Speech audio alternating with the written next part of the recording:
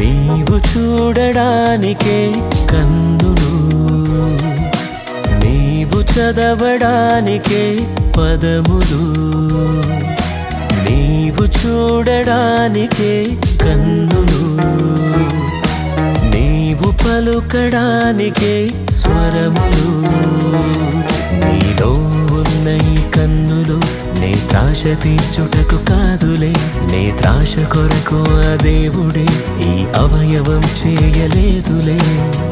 నేత్రాశ తండ్రి వలనే పుట్టలేదులే, దుష్టుడే ఆశ చూపి త్రిప్పుతాడులే. హవ్వకు ఫలములు చూపించి పుట్టించాడు నేత్రాశలే. నీవు చూడడానికే కన్నులు, నీవు చదవడానికే పదములు.